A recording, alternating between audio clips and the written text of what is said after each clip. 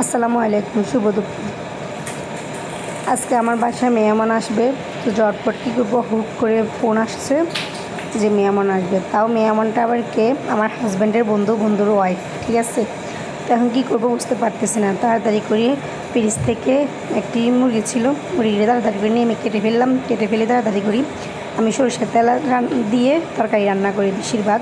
তো এই সরিষার তেলের মধ্যে আমি পেঁয়াজ, রসুন, আদা এগুলোকে ভালোভাবে কষিয়ে নিচ্ছি। নেওয়ার পরে আপনার কী হলো যে আপনার এর ভিতরে তো মানে আরও অন্যান্য কাজও করতে হবে, কী করবো বুঝতেছি না।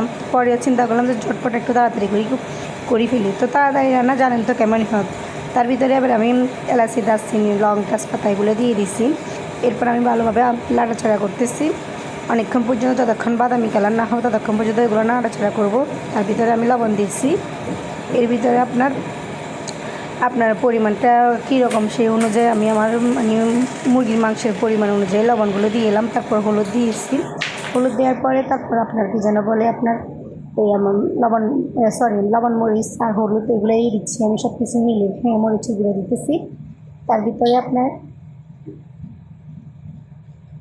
মরিচের গুঁড়োটা আমি আসলে বেশিরভাগ মরিচ বেশি জাল খাই, সেজন্য আমি একটু জাল বেশি পরিমাণে দিচ্ছি, কারণ আমি লবণ এগুলো একদম বেশি একটু জাল মানে কড়াভাবে খাই, নিজের কাছে ভালো লাগে। তারপর আমি মশলার গুঁড়ো দিয়ে দিয়েছি, 2 রকমের মশলার গুঁড়ো দিই, কারণ বেশিরভাগ আমি মশলার গুঁড়ো এগুলো যে ধনিয়া জিরা, আর এগুলো হচ্ছে আমার মুরগির মশলা, যেগুলো আমি নিজে বাসায় তৈরি করছি আর কি মশলার গুঁড়াগুলা। তো এগুলো ভালোভাবে আমি নাড়াচাড়া করে কষিয়ে নিতেছি।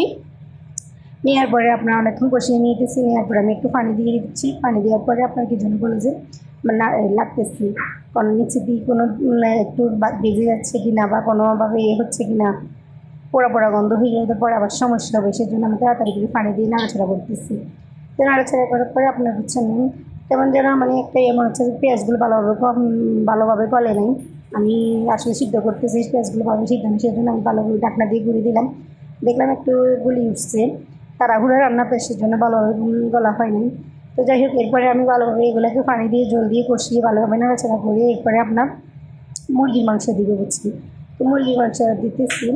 তো মুরগির মাংসগুলো আসলে কি বলবো, বাজারে যে অবস্থা, বাজারে গেলে আসলে বোঝা যায় না। এখন সাদা মুরগিরও দাম, লাল মুরগিরও দাম, সব কিছুরই দাম, আসলে কী করবো বুঝি না। তারপরে কী করবো, মেহমান ঝটপট।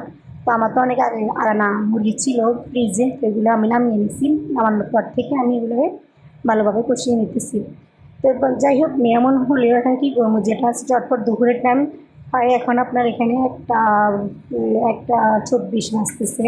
তো আমি এর ভিতরে কী করবো বুঝলেন তো, আমি চিন্তা করলাম বাজারে গেলে তো আমার দেরি হয়ে যাবে, তো যেগুলো আছে এগুলো রান্না করি, তাই আমি এগুলো রান্না করতেছি আজকে। যাই হোক, এরপরে আমি এগুলোকে ভালোভাবে কষিয়ে নিতেছি অনেকক্ষণ পর্যন্ত এগুলোকে ভালোভাবে ছাড়ছিয়ে নিতেছি, করতেছি।